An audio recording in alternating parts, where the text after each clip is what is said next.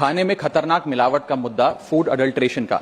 Sir, बाजार में purity का लेबल लगाकर, फर्जी लेबल लगाकर खुलेआम जहर बेचा जा रहा है। दूध, मसाले, edible oils, package food, beverages, सब में unsafe additives, harmful chemical, high saturated fat, sugar और सॉल्ट डालकर मिसलीडिंग न्यूट्रिशनल क्लेम्स के साथ कि ये सेहत के लिए अच्छे हैं, एनर्जी बूस्टिंग है, बेचा जा रहा है। सर, हालात ये हैं कि आप दूध खरीदिए तो उसमें यूरिया मिलता है, सब्जियां खरीदें उसमें ऑक्सीटोसिन है, पनीर के अंदर स्टार्च और कॉस्टिक सोडा है, आइसक्रीम में डिटर्जेंट पाउडर मिलता है, फ्रूट जूस में सिंथेटिक फ्लेवर और आर्टिफिशियल कलर, एडिबल ऑयल में मशीन ऑयल, गरम मसालों में ईंट का पाउडर और लकड़ी का चूरा, चाय में सिंथेटिक कलर, चिकन और पोल्ट्री आइटम में एनाबॉलिक स्टेरॉइड्स, शहद में शुगर सिरप और येलो डाई, यहां तक कि देसी घी में जो मिठाई बननी चाहिए वो भी वेजिटेबल ऑयल और वनस्पति से बनती है। सर, आप सोचिए कि जब एक मां अपने बच्चे को दूध का ग्लास देती है सोचकर कि इसमें कैल्शियम है, प्रोटीन है, मेरा बच्चा तंदुरुस्त बनेगा, उसे इस बात का अंदाजा भी नहीं है कि वे एक यूरिया और डिटर्जेंट का डेंजरस मिक्स अपने बच्चे को पिला रही है। सर, एक रिसर्च बताती है कि मिल्क के सैंपल्स में 71% सैंपल्स में यूरिया और 64% सैंपल्स में न्यूट्रलाइजर जैसे सोडियम बायोकार्बोनेट पाए गए।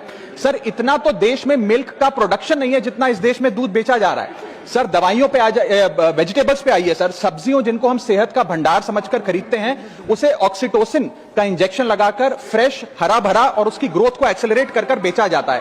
ऑक्सीटोसिन सर वो हार्मफुल केमिकल है जिससे dizziness, headache, heart failure, infertility और कैंसर जैसी बीमारियां होती हैं। सर, वर्ष 2014-15 से लेकर 25-26 के बीच में जितने भी सैंपल्स की जांच हुई उसमें 25% सैंपल्स में मिलावट पाई गई, यानी कि हर 4 सैंपल्स में 1 में मिलावट पाई गई। न जाने कितने बीमार हुए, कितने अस्पताल में गए और कितनों की जानें चली गई। Sir, food adulteration is a raising health crisis और खास तौर पे ये बच्चे, बुजुर्ग और महिलाओं, प्रेग्नेंट महिलाओं के लिए खास तौर पे एक खतरे की घंटी है।